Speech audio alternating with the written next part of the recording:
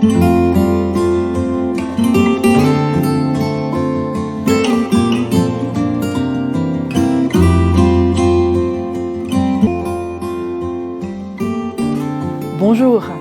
nous allons ouvrir ensemble aujourd'hui la 8e fenêtre.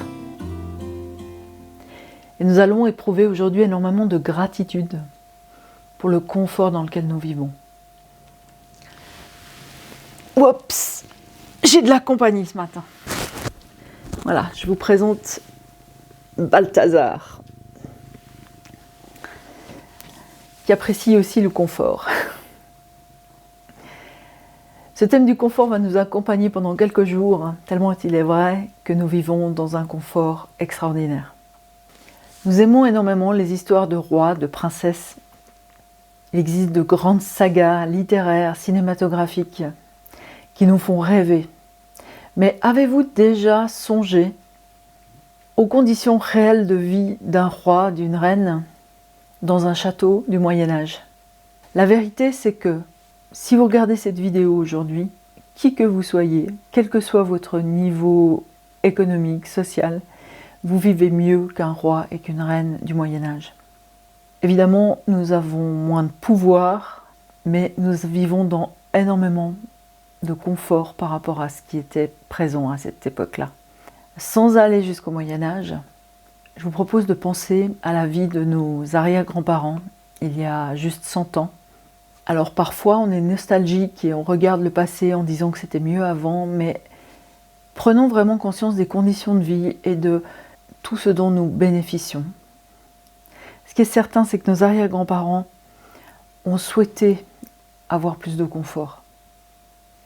Les temps étaient vraiment difficiles et il n'y a qu'à voir comment se comportent les animaux. Nous aimons tous avoir chaud, être cosy.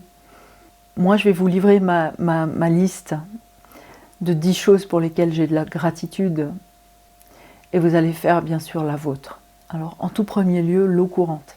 C'est extraordinaire de pouvoir ouvrir le robinet et l'eau est là. Nous avons ensuite l'électricité. À chaque fois qu'on appuie sur un interrupteur, nous avons de la lumière. À chaque fois que nous mettons un appareil dans une prise, il fonctionne immédiatement. Grâce à l'électricité, nous avons de l'eau chaude aussi. Et quel confort d'avoir une douche. En 1922, personne n'avait une douche. Nous avons aujourd'hui, pour la plupart d'entre nous, des chauffages centraux, ce qui nous permet de nous réveiller le matin dans une habitation très très agréable. Nous n'avons pas à sortir chercher du bois pour faire du feu. Quelque chose de très trivial mais d'incroyablement confortable, ce sont les toilettes à l'intérieur. Il y a encore une 60aine d'années, énormément de personnes avaient encore les toilettes à l'extérieur, avec une odeur qui n'était pas très agréable. Aujourd'hui, même si nous revenons aux toilettes sèches, les conditions d'utilisation de ces toilettes sont tellement plus confortables qu'elles étaient il y a une 100aine d'années. Si on pense en particulier à nos grands-mères, arrière-grands-mères, prenons conscience de l'incroyable confort que représente un lave-linge, et un sèche-linge, et un lave-vaisselle. Toutes ces tâches qui demandaient énormément de temps, énormément d'efforts, elles sont faites pour nous, simplement, facilement. Un autre confort dont nous bénéficions toutes et tous, c'est le téléphone. Il y a 100 ans, il était déjà possible de téléphoner, mais le téléphone n'était absolument pas installé dans toutes les maisons, et en plus il fallait demander à l'opératrice son numéro, alors qu'aujourd'hui, nous l'avons tous dans notre poche. Nous pouvons téléphoner de n'importe où. Pensons aussi aux appareils ménagers, les cafetières, les bouilloires, les cuisinières, les fours électriques. Quand il faut faire du feu pour préparer de l'eau chaude, entre le moment où l'on désire quelque chose et le moment où on l'obtient, il s'écoule un temps certain. Aujourd'hui, c'est quasiment instantané.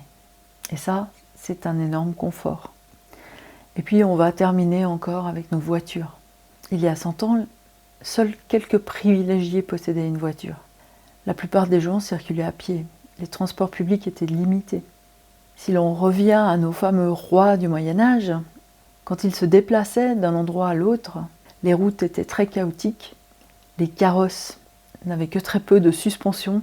Dans ces voitures tirées par des chevaux, il y avait énormément de bruit, énormément d'inconfort. Et aujourd'hui, lorsque nous rentrons dans notre voiture, nous tournons la clé, elle démarre, et nous avons du chauffage, de la musique, des suspensions extraordinairement performantes, un confort inégalé. Alors, petit rappel pour les gratitudes, pour que ça fonctionne vraiment, pour que ça déclenche puissamment cette sensation de gratitude, ce qui fonctionne bien, c'est d'écrire merci, de dire pourquoi on est reconnaissant et de prendre conscience ensuite de comment on se sent à ce moment-là. Ça donne par exemple merci pour l'eau qui arrive à mon robinet, à tous mes robinets de la maison, parce que tout est tellement facile et je me sens incroyablement privilégiée, chanceuse. Soyons vraiment conscients du confort dans lequel on évolue. Soyons vraiment reconnaissants pour tout ce confort. Pensons non seulement aux personnes qui vivaient avant nous, à nos ancêtres, mais aussi à toutes les personnes dans le monde qui n'ont pas accès à ce confort. Nous faisons partie du centième, voire du millième de la population mondiale qui est vraiment ultra privilégiée, et soyons-en conscients et reconnaissants. Se sentir coupable parce que d'autres n'ont pas ce qu'on a ne sert à rien et ne fait du bien à personne. Se sentir reconnaissant, c'est la clé. Je vous souhaite une merveilleuse journée et je vous retrouve demain